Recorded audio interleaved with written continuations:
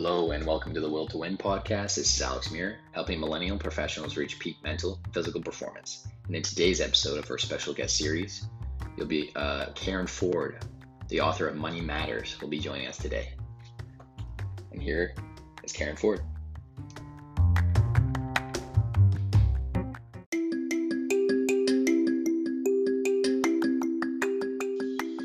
And this episode is brought to you by RadioGuestList.com, the #1 free radio guest, podcast, and talk show guest expert interview booking service on the internet. Your book, Money Matters, it sounds super familiar, and I've read a ton of personal finance books, but I haven't heard of Money Matters. How long ago you're going to have to read it. Yeah, definitely. Yeah. How long ago did you write it? I believe it was about a year and a half ago. Mm-hmm. Oh, okay. Yeah. Yeah, so very recent then. Yes. That's awesome. And what do you mainly talk about in the book? Do you talk about kind of how to get your debt under control? I talk about a wide array of topics, actually. Yeah. I talk about budgeting, how to do that, what should a budget look like, and also how to demolish debt. Using the debt snowball. And then I also discuss having the right thought life, because so many times when we're talking money, our actions will follow our words even without our knowing it. And so what we don't want to say is oh, I'll never get out of debt. I'll never get out of debt, because thoughts become words become actions, and actions become habits. So therefore, we don't want to say what we don't want or what we're experiencing. We want to say what we do want. Right. Yeah, no, that's one thing that a lot of people in the personal finance field, they talk about is our vocabulary and our relationship to talking about money. It needs to be, much more positive to help, like they say, there's that statement where, what is it again? Where energy flows, money goes, or something like that. Right. Yeah. And the more positive energy that you have out there, and the more that you work towards what you want to work towards, the more that you attract money and opportunity, right? That's exactly right. Right. Yeah. And I also had a few more questions for you as well. And this one's a big one that I feel a lot of our listeners would really relate to as well. Is like, what would be the #1 way for folks to get control over their money? Oh, the #1 way? Yeah. I know. I'll jump right on that. The #1 way of controlling your money is with a budget. And I know so many times people think that the word budget is a 4-letter word, but it really is not a 4-letter word. It's a 6-letter word, but we don't need to look at it in a negative light, because a budget is what empowers us to take control of our money. In fact, I can tell you time and again, when I've coached people one-on-one, a lot of times they say they get their paycheck and before they know it, it's gone. Or, they've had money in their wallet, and at the end of the week, they don't realize what happened to the money that used to be in their wallet. Or, right now it's tax time. So, sometimes people get their W-2 and they're thinking, wow, I made all that money. What happened to all that money? And my response is, you don't budget, do you? And most of the time their answer is no, I don't. And see, a budget will you'll know exactly where every dollar goes when you budget. That doesn't mean you can't have your latte. That doesn't mean you can't take a vacation. That doesn't mean you can't ever go out to eat again. But you're in control of your money when you budget. Yeah, no, exactly. And I can really relate to that, because early on, since I was young, I always had this fascination with money. And that's what kind of drew me to my background in financial services. And because I told my parents were encouraging me, you're interested in financial services, you should get into banking. And then so I tried it out, and it was absolutely remarkable experience, because I wanted to get into it, to learn money and to learn how people talk about money. Because a lot of us are out in the dark, and we don't really, if you're not really in the the field, I feel like it's a lot harder, you know, just by reading books and stuff. Because when you're right in the field, like you really get to see the whole big picture of how people talk about money and how kind of money flows in our monetary system, right? So Right. um, so once I got into that, and then it came back out, and then now I'm in marketing because I'm also really passionate about marketing because I like to be creative. With that personal finance background, I just feel I see the world through a different lens. And I've always liked to budget. I'm obsessed with budgeting. Oh, yeah. You're one of the few, actually. There's, a lot of people, they just think, a lot of times people think that a budget has a bread and water connotation. And Yeah, that doesn't yeah. mean that that's all you're ever going to eat or drink. It means you're in control. I'll give you an example. I was coaching a couple one time that had a little 3-year-old little girl. And so it was just the three of them, and both husband and wife worked, and they both had great incomes, but they weren't quite sure where all their money was going. And so I asked a series of questions when I'm coaching someone. And so we asked all of the regular questions. And then I said, okay, how much do you spend on food, groceries, that kind of thing? And they both had that deer in the headlight moment where they neither one had a clue. And I said, okay, that's all right. I said, I'll just dig a little bit deeper. Let me ask you a few more questions. So I said, how often do you go to the grocery store? They said every 2 or 3 days. I said, oh, you don't meal plan? And they said no. And I said, oh, okay. I said, how often do you go eat out? And they told me, and I said, how much does that cost you each time? So they ate out, 2 or 3 times a week. And then I said, do you brown bag your lunch to work? No, we eat in the cafeteria at work every day. So long story short, this small family of mom, dad, and 3-year-old little girl spent $1,500 a month on food.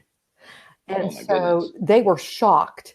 And they said, oh, and I said, do you want to adjust that? And they said, oh, yes. And so we talked about meal planning. We talked about just going to the grocery store once a week. We talked about, stop, going to the convenience stores because convenience costs.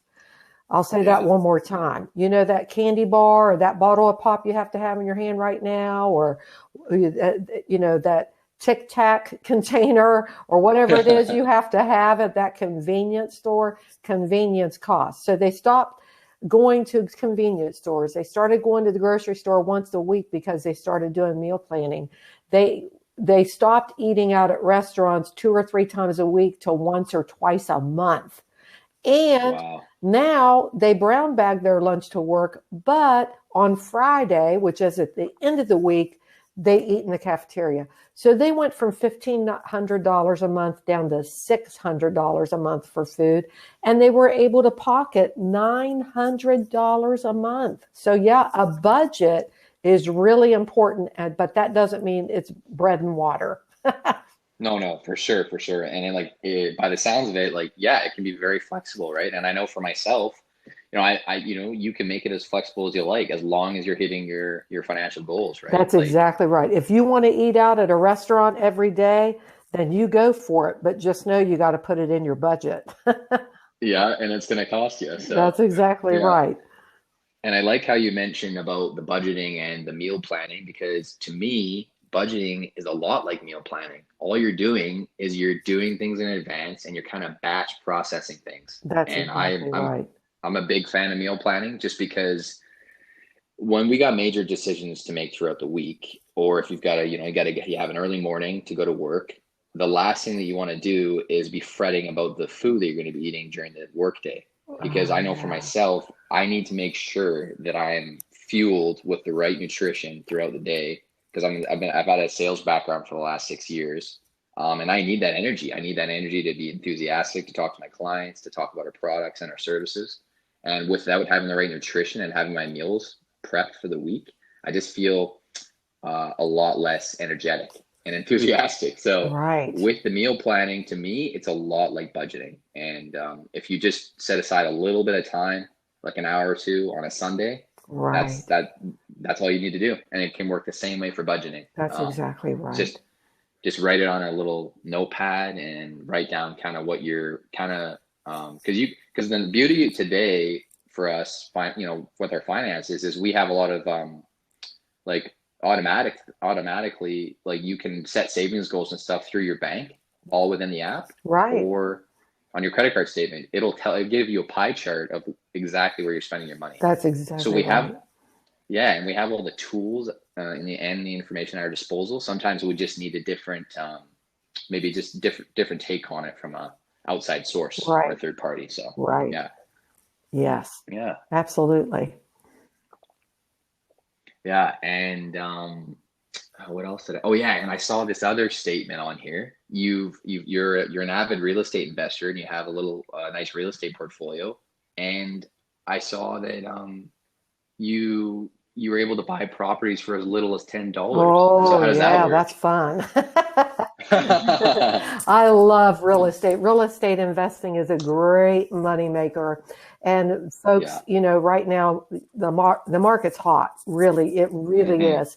And so actually each state has what we call a state auditor office. And the state auditor office does a multitude of things, but one of the things they do is they end up acquiring properties, which the state takes ownership of until they're sold, because people didn't pay their real estate taxes. They didn't pay their property taxes on it. And this could be a wide array of reasons. It's not that the people are bad or anything like that. Maybe, grandma died and never let her family members know that she had this property. There's a multitude of reasons. And so the state auditor office ends up with these properties, and they don't want to own the properties, so they sell them. And depending on what state you live in will depend on how often they have these auctions. But in the state I live in, they have that auction once a year, and they have it in every county of the state.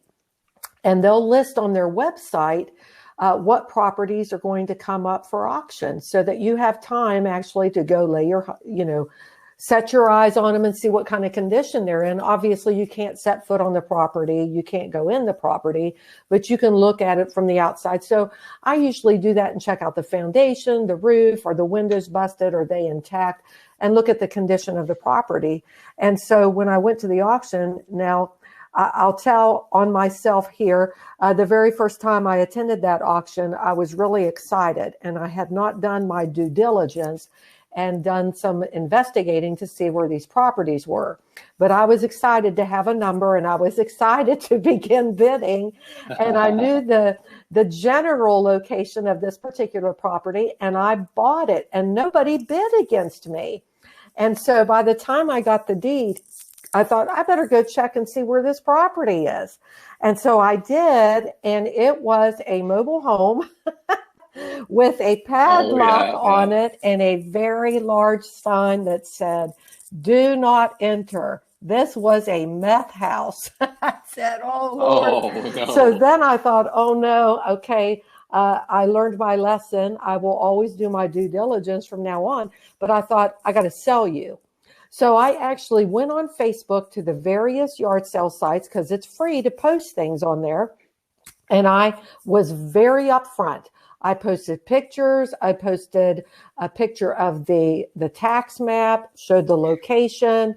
And I said, this property is uninhabitable. This mobile home was a meth house. You cannot live in it. It needs removed. However, you are buying this mobile home with this lot. And then once you remove it, you can put your own property on it. So long story short, I sold that property and I made money on it. But I learned, don't ever do that again.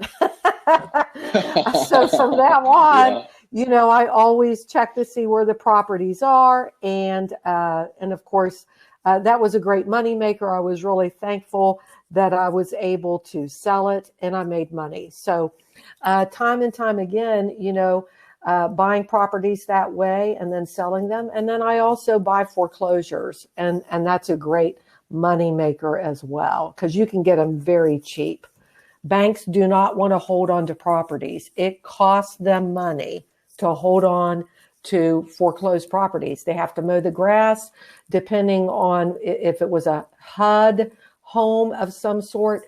They have to have somebody go take pictures. They have to do things to this property. So they do not want to hold on to foreclosed homes. They really don't. Yeah, yeah. And then what's kind of your process from what you've learned if like someone like myself sees an opportunity to buy a foreclosure, what is your kind of detective process or investigating process before you look into Well, if something it's a like this? foreclosed home, I can get in it. The bank, the lender, whoever Yeah, will allow you to go in. So I look at the foundation, I look at the roof, I look at the windows, and I look at the age of plumbing, electrical, heating, cooling, that kind of a thing. And a lot of right, times, right. they'll say, well, this is what we have to have for it. And that they'll tell you that. In fact, they'll tell you that multiple times. And I just say, Yeah, yeah. no, I'm not going to pay that. This is what I'm going to pay. I actually did that about 2 years ago. I bought a house and it actually had new electric in it, new central air, and new heating. And that's what got me on that property, because all I had to do was do some plumbing and then paint and lipstick, do a couple of bathrooms and a kitchen and flooring and paint.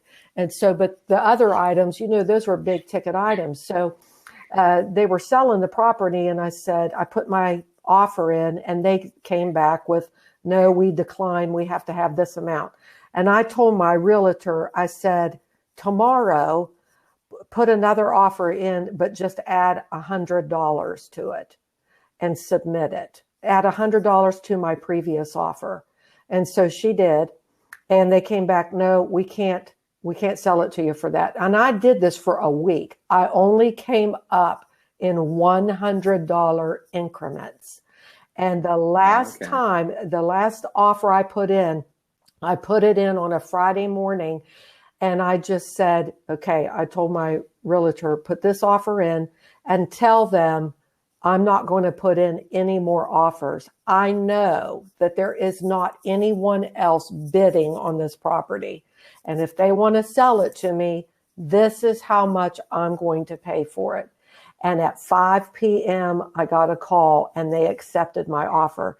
So not, they of course, they want to make the amount of money they want to make, but you can still negotiate. And if there aren't a bunch of people looking at that property or wanting that property, this property was on the market for 6 months. If it was going to sell, it Oh, would have wow. sold before then. So that gave me leverage. That's something else I want to say. The longer the property is on the market, not sold, you have buying, negotiating power to get it for less than what they're selling it for. Because if it hasn't moved in 6 months, then why isn't it moving? And probably the price is too high. So I came in about $20,000 less is what they sold it to me for, $20,000 less than what they wanted. But they sold it to me for my price. Wow. Yeah, yeah. That's what I find absolutely remarkable about real estate. There's just so many different ways, yeah, that you can flip houses or, negotiate, get much lower prices, and then turn it into a, if it's needing some work, turn it into an absolute masterpiece, and then sell it if you want, Absolutely. or keep it. Yes. Um,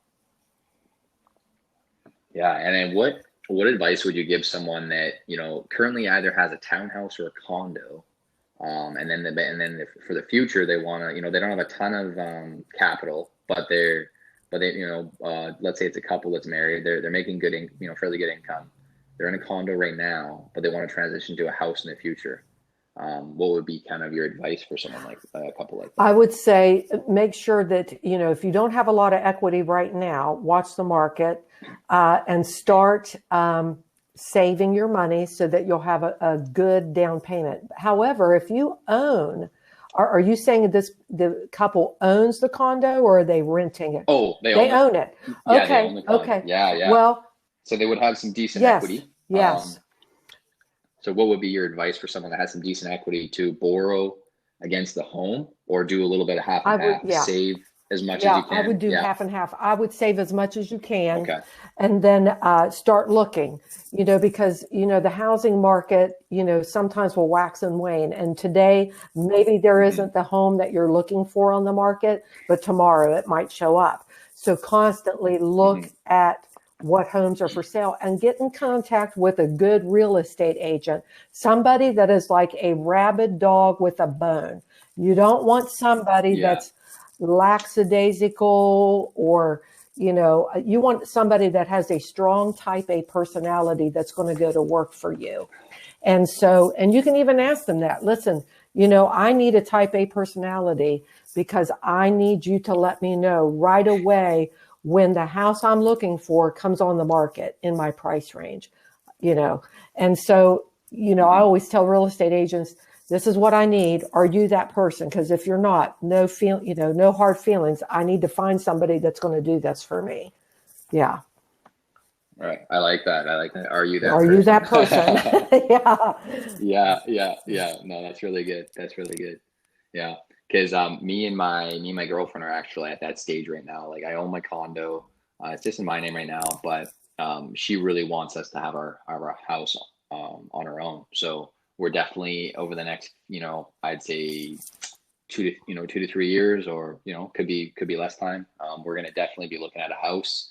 But the only thing is, I'm torn between selling my condo and using the proceeds to put towards the house, or keeping it, renting it out, and doing that. Just because it's going to be a big responsibility, and I don't know if I'm possibly going to have kids by that time we buy the house. So I just don't know. Right. So Well, what you can do right now is start looking for the house, the one that you're wanting, and take your time. I mean, there's no hurry, yeah, yeah, obviously. yeah. There's no hurry. No, So no, you for want to sure. buy what you're wanting rather than, Hmm.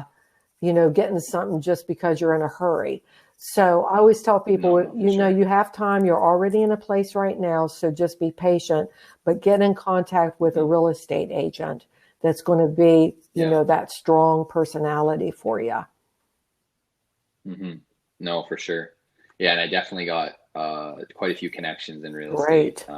because of the background of banking. So I got a lot of people that really go to work for me, when I am ready to buy. So, Yes, absolutely. hmm, yeah, and then would you say like a big key also, is having like connections in the financial service industry as well to help you with Oh, your finances, absolutely. right? Like having the right, having the, your good banker, financial planner, Absolutely. lawyer, Absolutely. Yeah, yeah, there's great attorneys out there. There's great bankers out there. So, if you're not sure who, you need to contact some mortgage lenders, and so hmm, that you can sit down face to face.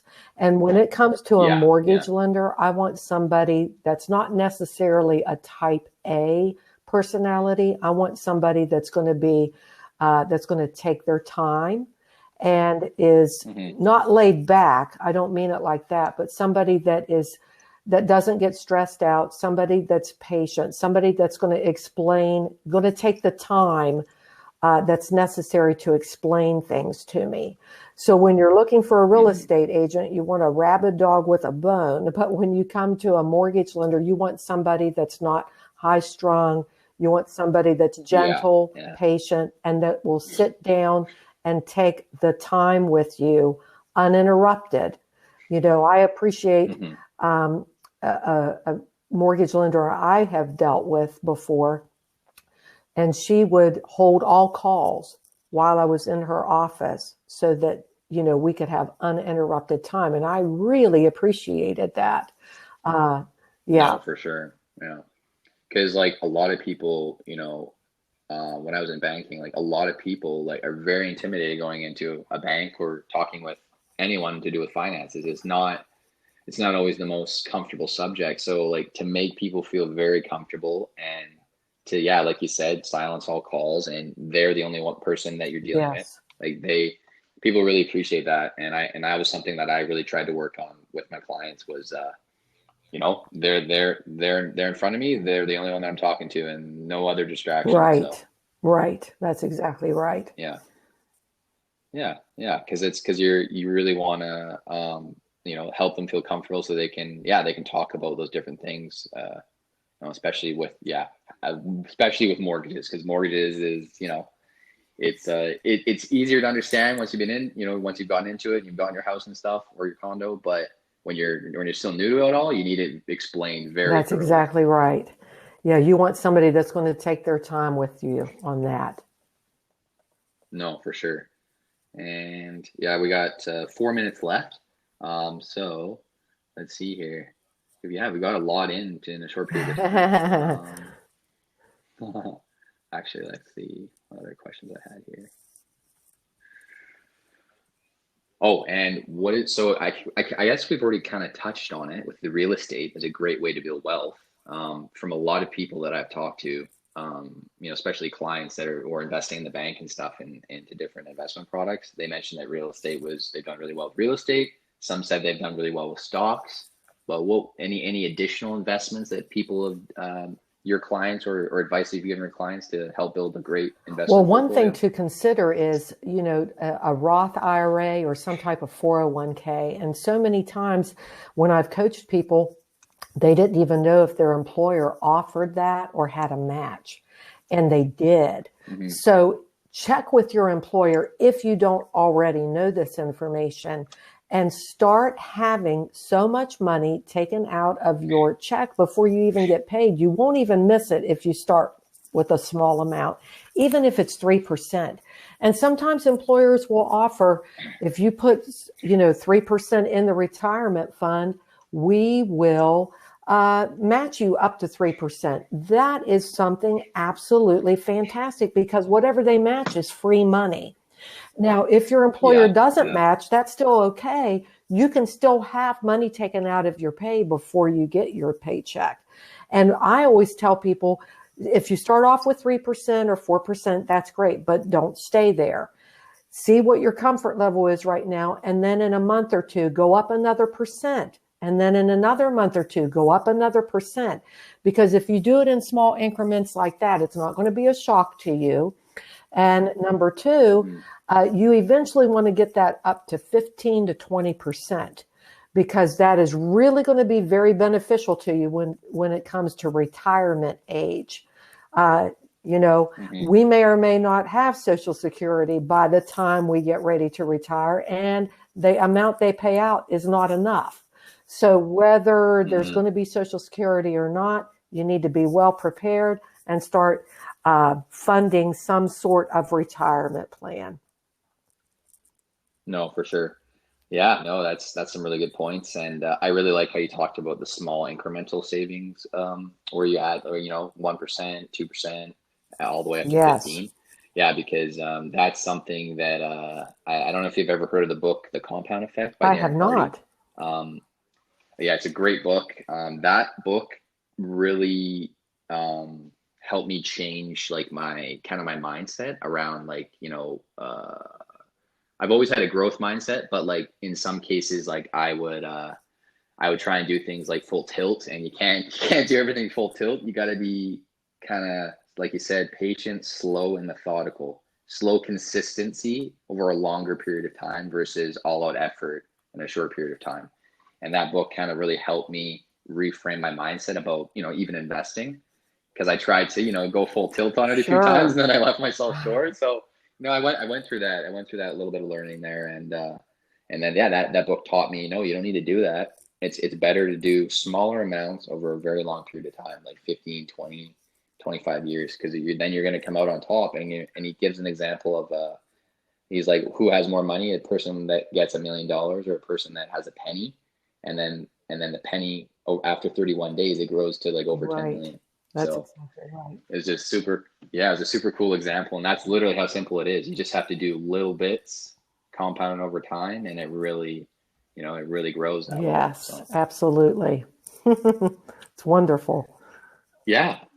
But we're at our time now. We got our time now at 30 minutes. So if there's anything else you want to add, or any additional feedback or advice for our listeners? I would advise get your finances in order. My book is on Amazon, as well as my website, which is karenford.org. Awesome. Right on. And are you on any social media at all, or mainly just Oh, on your website and your I'm books? on Yeah. LinkedIn. I am on Okay. Instagram Yeah. under KBF Money Managing. I have a business page on Facebook, KBF Money Managing. And then, of course, my website is karenford.org. Awesome. Well, appreciate you coming on today, Karen. Really appreciate your time, and look forward to having another podcast episode Hey, with you thank soon. you so very much. Appreciate it. Awesome, right on. And just so you know, our listeners as well, the beautiful thing about this app Anchor is once we publish this episode, it's distributed to all the podcasting platforms. So if any of your audience or your friends or family listen on Spotify or Apple, it will be going on there as well. Fantastic. Do you know how soon Yeah, that this will is just the way happen or? yeah, I can get this out later this afternoon. Fantastic. I'll do my edits this morning, and then yeah, I can get it out this afternoon, and then you can share it with your audience. And I'll also send you a social media. I use Canva to do all the Okay. social media posts, and then I'll have you just let me know. Would it be best to use your bio? Your picture on your Sure. website? Yeah. Use that Yeah, one? that's Yeah. great. Okay. Sounds Thank good. you so Yeah. much, Alex. I greatly Perfect. appreciate it. Yeah, you're Okay. welcome. You're Thanks for welcome. the You insight, and too. you take care.